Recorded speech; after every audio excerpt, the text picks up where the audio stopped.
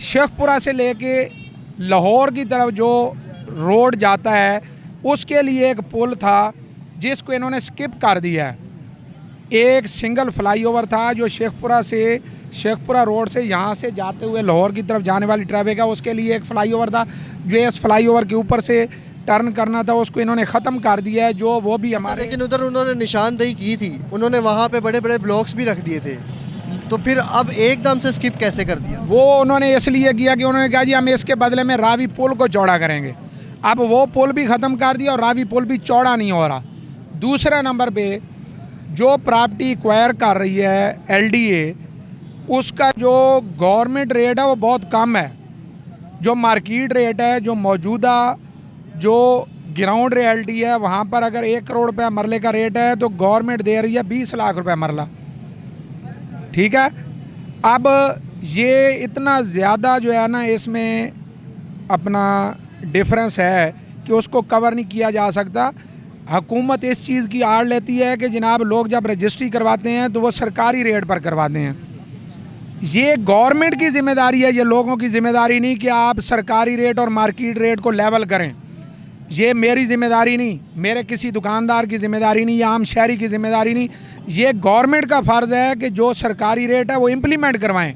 अगर वो इम्प्लीमेंट लेकिन गवर्नमेंट लेकिन जब ये इम्प्लीमेंटेशन नहीं होती तो फिर आवाम जो है वो सरापा एहतजाज होती है, सड़कें बंद हो जाती हैं, फिर इस तरह के मुतालबात फिर एहतजाज के बाद ही पूरे होते, तो ये क्या वजह है? ये वजह यही है ना कि हमारे मुल्क में अभी तक वही अंग्रेज़ों का जो है ना वो तरीका चल रहा है, डिवाइड एंड रूल। ये हमें तकसीम करते हैं और हुकूमत करते हैं। अब भी इन्होंने मस्जिद वालों को अलहदा जनाब वो लॉलीपॉप दिया। ये चौक से इधर साइड मैंने सुना है कि ये जो मस्जिद है ये 100 साल पुरानी मस्जिद है जी, बिल्कुल, और इसको भी शहीद करने की बातें हो रही हैं। इससे भी पुरानी मस्जिद है, शहीद करने की बातें नहीं हुई, बल्कि वो तमाम की तमाम मस्जिद जो है वो शहीद हो रही है।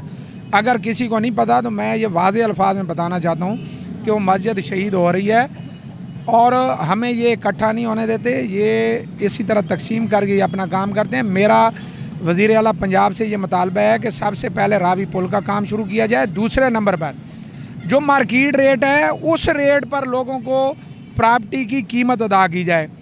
तीसरे नंबर पर जो यहाँ पर दुकानदार रेंट पे दुकानें लेकर बिज़नेस कर रहे हैं, 8 माह हो गए हैं, उनके कारोबार तबाह हो चुके हैं, रास्ते बंद हैं, वो अपनी जो जमा पूंजी थी वो भी खा चुके हैं।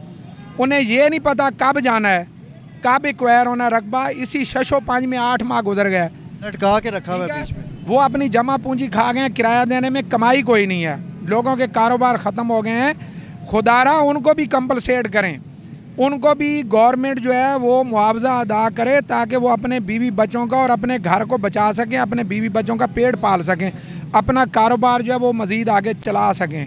या कहीं और जाकर बैठना है तो वहाँ पे जो उनको टाइम लगेगा वो आराम से किसी सुकून से वो टाइम गुजार सकें।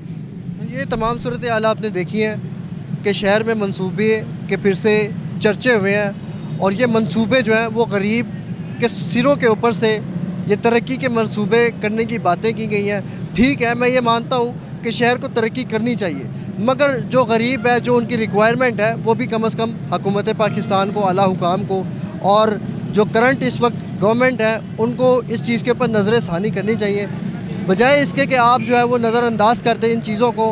कि ये जो गरीब हैं, आपको ये सोचना चाहिए कि इन गरीबों की इसके बाद क्या इनका ठिकाना होगा और इनका गुजर बसर जो है वो कैसे होगा। तो मैंने आपको ये तमाम सूरत हाल आज प्रोग्राम आवाम स्पेशल में दिखाई है कि किस तरह से शहर में मंसूबे के तो हुए हैं, मगर गरीब के ऊपर से एक बुलडोज़र गुजार के ही ये मंसूबा पूरा किया जाएगा।